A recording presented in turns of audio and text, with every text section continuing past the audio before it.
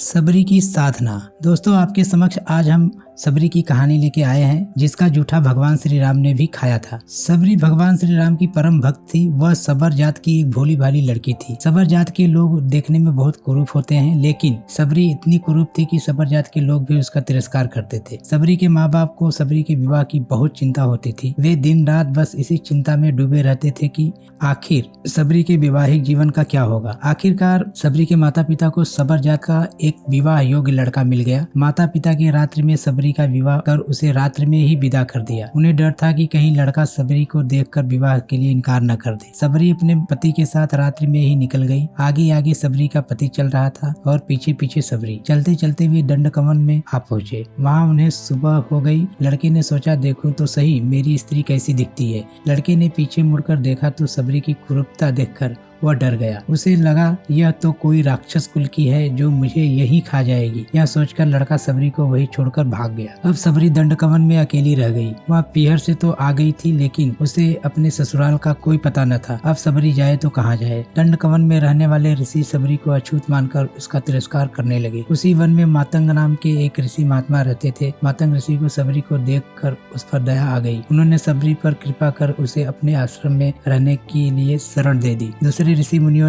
ने जब यह सब देखा तो उन्होंने इस बात का बहुत विरोध किया कि उन्होंने एक कुरूप और अछूत जात की लड़की को अपने आश्रम में शरण दे दी। लेकिन मातंग ऋषि ने किसी की भी एक ना सुनी। उन्होंने प्रेम से सबरी के सर पर हाथ रखा और कहा, बेटा तुम घबराओ नहीं। जैसे कोई पुत्री अपने माँ बाप के पास रहती है, वैसे ही तुम मेरे पास रह जाओ। सबरी अब खुशी खुशी मातंग ऋषि के आश्रम में रहने लगी। सबरी को ऋषि मुनियों की सेवा करने में बड़ा आनंद आता था। सब ऋषि मुनि सबरी का तिरस्कार करते थे, इसलिए सबरी छिप छिप कर उनकी सेवा किया करती थी। रात में जब सब सो जाया करते थे तो सबरी रात में ऋषियों के स्नान के लिए पंपा सरोवर जाने वाले रास्ते को जाकर बुगाड़ देती थी। जहाँ कंकड़ पत्थर पड़े होते थे उन्हें हटाकर वहाँ बालू बिछा देती थी। ऋषियों के लिए ईंधन लाकर रख देती थी। अगर कोई सबरी को देख लेता तो वह वहाँ से डर के मारे भाग जाती थी। उसे डर था कि कहीं मेरी छाया ऋषि मुनियों पर पड़ गई तो वह अशुद्ध हो जाएंगे। बस इसी प्रकार ऋषि मुनियों की सेवा में उसका समय बीतता गया।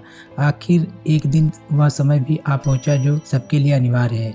मातंग ऋषि का छूटने का समय आ गया था। जैसे माँ बाप के मरते समय बालक रोता है, वैसे ही सबरी भी फूट फूट कर रोने लगी थी। रोने के सिवा वह कर भी क्या सकती थी। मातंग ऋषि ने सबरी को अपने पास बुलाया और कहा, बेटा तुम चिंता न करो, एक दिन तुम्हारे पास भगवान राम आएंगे। बस इसका इतना कहकर मातंग ऋषि शरीर छोड़कर चले गए। अब सबरी दिन रात भगवान राम की प्रतीक्षा करने लगी। रात में किसी जानवर के चलने से पत्तों की खटखटाहट भी होती तो सबरी बाहर आकर देखने लगी कि कहीं भगवान राम तो नहीं आ गए। वह प्रतिदिन कुटिया के बाहर पुष्प बिछाती और तरह तरह के फल लाकर रख देती थी। फलों में भी बढ़िया बढ़िया फल राम जी के लिए चख कर रख देती थी। दोस्तों, ये चख कर फल रखती थी। वही चखा हुआ फल जब श्री राम आए थे तो उन्होंने वो जूठा फल खाया था सबरी का, जिसकी कहानी बहुत प्रचलित है। फिर राम जी नहीं आते तो अगले दिन फिर नए फल ले आती। राम जी को भोजन कराने का उसके मन में बहुत उत्साह था। प्रतीक्षा करते करते एक दिन सबरी की साधना सफल हुई। मातंग ऋषि के वचन सत्य हुए। भगवान राम सबरी की कुटिया में पधारे। कई बड़े बड़े ऋषि मुनियों